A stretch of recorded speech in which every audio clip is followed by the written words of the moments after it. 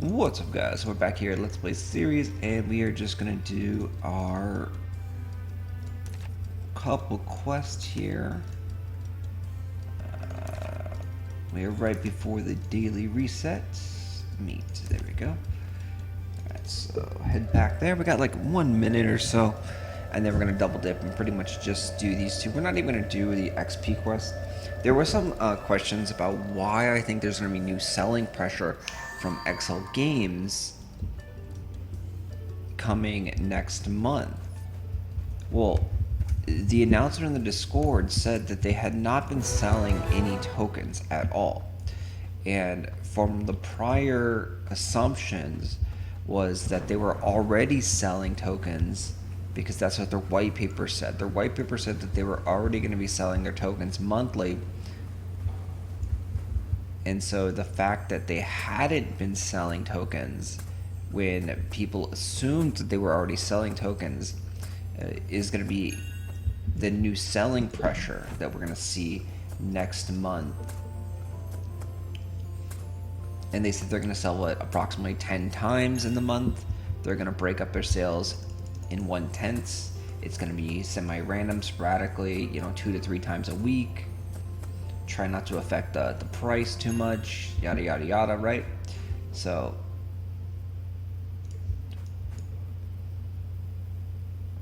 they also did preference that announcement, or not preference, but also put in the announcement that they will be adding more things for staking and also potentially changing up the ARC passes and making it so like it's dynamic, where the more you stake, the better rewards that you get.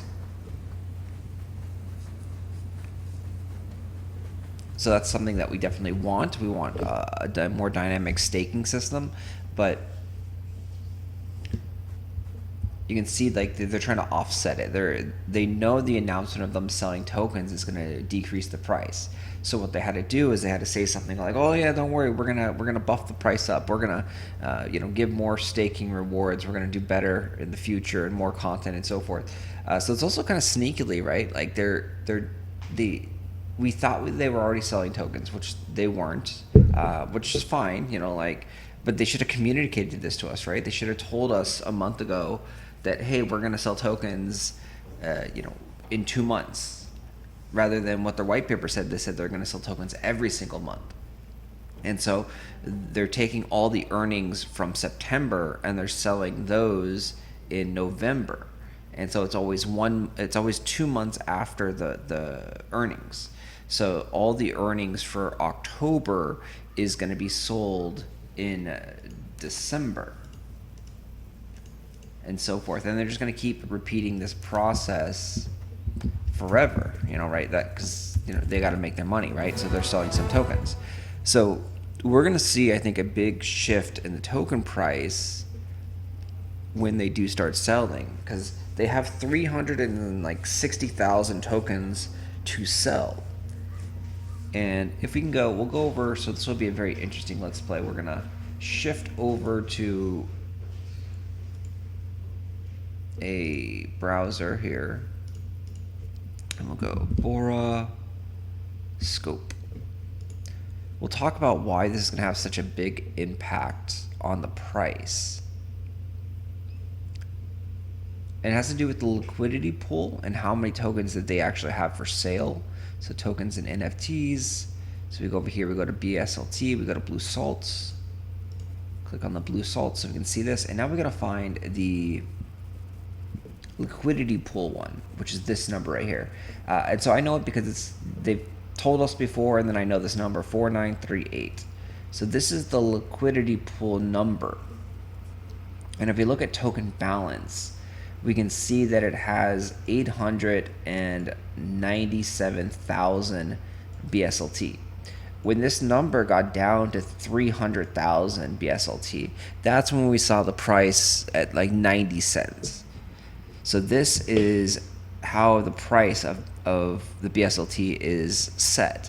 Whether this is high, the price is low. Whether this is low, then the price is high. So if this got back down to 300,000, then the price would be approximately 90 cents again. This started at 1.3 million. So if this ever gets to 1.3 million, that means the price would be approximately 3 cents. So as this goes higher, again, the price goes down. With Thumb saying we're going to sell 350,000 tokens, that means that's going to get added to this number right here. So it's going to go, we'll just round this up to 900,000. So it's going to go 900,000, and then you're going to add 350,000 tokens by the end of that month. And so that's going to put you at 1.25. Of course, some people might say, hey, the price of bslt is cheap. I'm going to buy some of that now and take some of this away out of this pool. But we don't know how much people are going to buy. You know, there's a diminishing returns on things. You can't really buy much with bslt besides the gear upgrades, besides cores, besides Archeum. There's not much other things to do that. And the only people that are really doing that are the top, 10 players in the game. Everyone else is not really buying too much. If we go look at the price of the bslt, we can multiply this price by 300,000 tokens. So it's 38 cents today.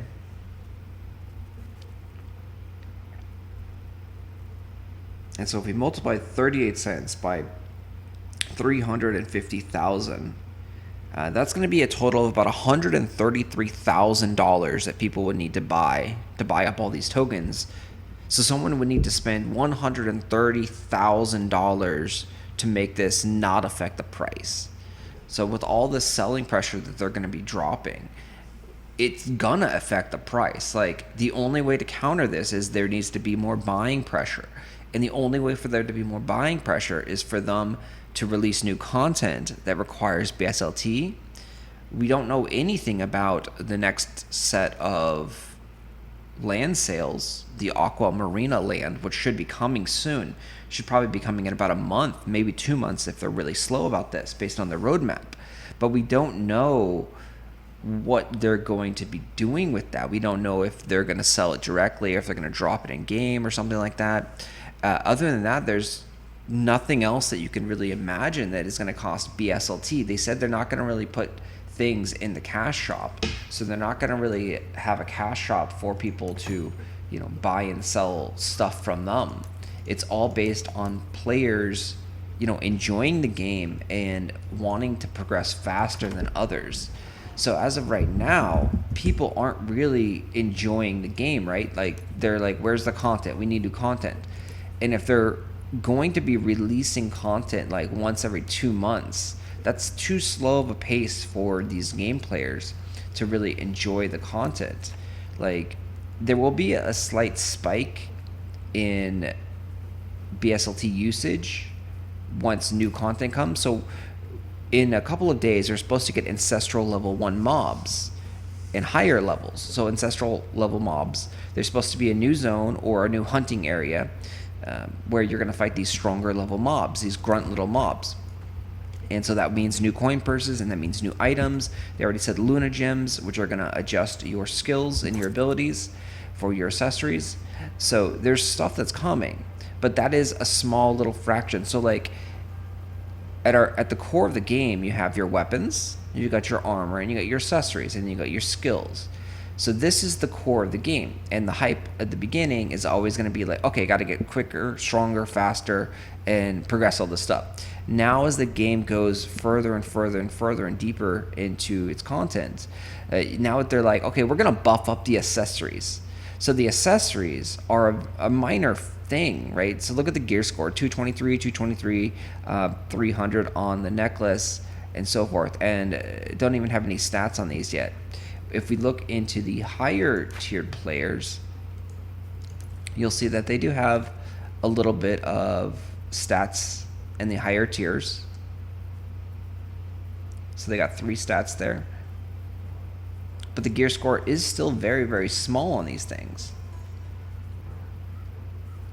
And so unless they're going to dramatically increase the power of these things with these new Luna gems and these new skills, it's only going to be a small increase in the overall power of your character. So unless like you have a skill that like doubles the damage of your Holy Bolt or doubles the damage of like your Flame Ball, your skills, like, you know, double damage type of thing. It's not going to affect your ability that much to deal damage or deal, you know, outputs.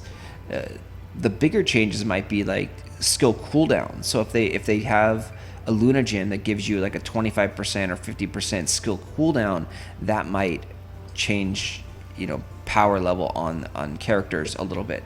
But if they're just going to give you an incremental, like, 5% bonus or 10% bonus, it's not going to really do much. You're more likely going to get better power bonuses and buffs by upgrading your weapons. Because if one of the Luna gems, right, is only buffing this one skill by 10%, why would you want to do that rather than just upgrade and spend all the resources on your weapon, which when you go from like a tier 4 weapon, so when you go, do we have a tier 3 here? All right, we'll take a look. So here's the tier 4 weapon. And so when we go from tier 4 weapon, you can see the gear score is 3,236 and the DPS is 526 on green. So when we go over here and we look at, well, let's look at a tier 5 weapon, hopefully.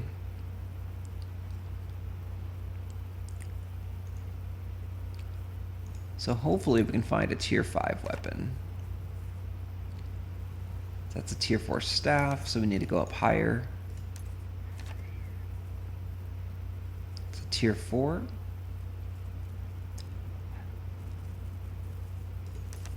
I mean, even going and comparing it to another tier 4 would work also.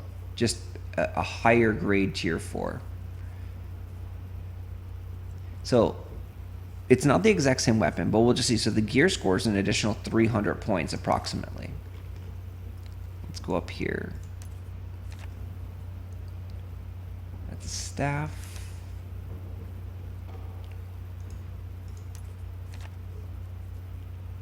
The staff.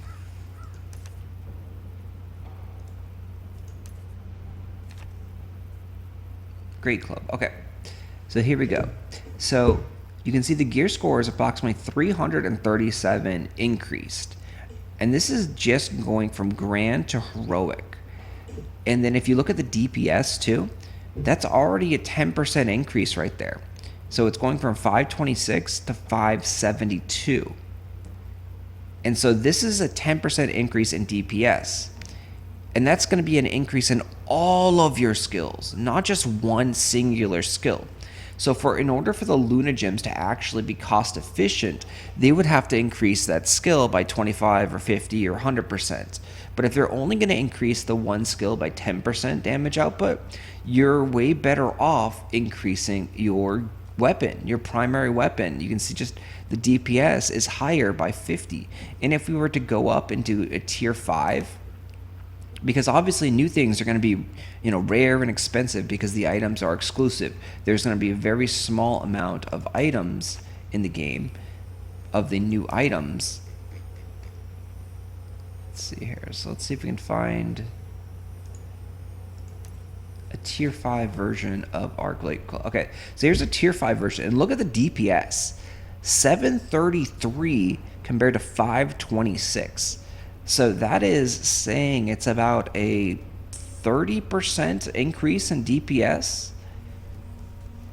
Like, that just shows you how significant the weapons play in damage output. And again, if the Luna gems are not 100% DPS or, you know, 50% cooldown reduction, something crazy like that, 50% mana reduction type thing, you're going to be better off, in my opinion, by upgrading your weapon rather than upgrading your Luna gems. So this is just diminishing returns, like a smaller diminishing returns. Your primary stats are your weapons. And then your primary defense is your armor. Like, these are the primary things that really matter the most. So we'll have to see how these Luna gems affect the characters and the skills, but I have a feeling that they're not going to be like that dramatic, and they're not going to be that impactful, which means they're not going to impact the price of bslt that much, because the smarter thing would be just to upgrade your weapons and armors, and we could already do that, where there's nothing that's going to be like, hey, there's a new weapon or here's a new armor type thing. Like, you should go get this right now. Like, the level of power increase is not going to be much. At least that's how I believe this is going to happen with the Lunagems. This is all speculation. I don't have no insight or information or anything like that. But it just makes logical sense. Like, they cannot make these things, these accessories, be the best things in the game. Like, your weapons are still going to matter the most, right? Like, most of your damage output is going to come from your weapons. So we'll see what happens, but that is my thoughts on the matter. So more clarity. Thanks for watching, guys. This was the Let's Play series. 100% free to play. If you want to check out on how to earn BSLT as a free to play player, you can check out the series. Go back, watch episode 1, 2, 3, and we'll talk about everything. All this footage of this game has been live. I do not recommend playing 100% free to play though. It's a lot of work for a little value. I do recommend, if you do like the game, to jump in, test it out, play for a couple days at least to see if you like the game, if you're excited about it, and you think it's good for the future, and then go ahead and buy like the starter package, which is $30 USD on their website, archeworld.com. That will get you 50 BSLT and then some other goodies. You can buy more of the BSLT with the exchange, and the exchange is cheaper. But the problem with that is you have to go through a whole bunch of crypto swaps and like jump through hoops to get your cryptocurrency into the correct form. You need Bora, you need Clay, and then you need T-Bora. There's just so many hoops that you need to jump through, and with all the fees associated with crypto, even though the BSLT that you get from the starter package is 50 cents per BSLT, it is still worthwhile in my opinion right now compared to the price of 38 cents. Like, the time and the hassle that you spent going through all the crypto swaps, it's a nightmare. You also lose a lot of money because there's a lot of fees associated with crypto, right? So to each their own. Obviously the BSLT price I do think is going to go down. So if it gets down to say like 20 cents, then you definitely should learn how to do the crypto swaps, because then it will be worth it, I think. But at the current price, where it's very close, where 38 cents to 50 cents, that's pretty close. The only other reason too you'd really want to learn how to do all the crypto swaps is if you need more BSLT than they can offer, because in the starter packages you can only get a max of 3 of them, and you can only get a max of 150 BSLT. So that's not really enough BSLT to get everything that you'd want, because you do want to have like a house, you want to have land, and you want to progress your character, using the resources off the land. So you need about 300 BSLT for that. But if you just want to play combat based and you just want to jump into raids, you can get by really, really well with just 50 BSLT. And we touch upon this a lot in the series. 50 BSLT will get you, all your weapons to tier 4. And you can see tier 4 weapons, they only cost 1 BSLT. And then you can get all your armor and all your accessories in tier 3, and you can get them at max level, so arcane. And those are all going to cost you 1 BSLT. So for approximately 15 to 20 BSLT, you can get all your weapons, all your armor, and all your accessories at the max, cheap level for 1 BSLT on all these guys, and you'll have approximately 12,000 gear score. So you'll be very, very close to the top 100 players.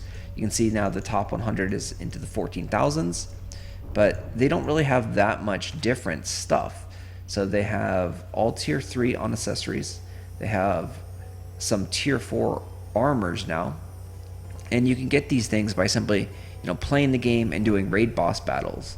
So that's what I say. So if you're here just for combat, just to fight and group up with friends and party members, this would be enough. You do not need a house. You do not need to be doing farming activities. You can simply play the game, jumping in by raids and doing nothing but raids, hoping to get lucky drops, get the boss drops, get those Archeum cores, and then slowly but surely upgrade your character.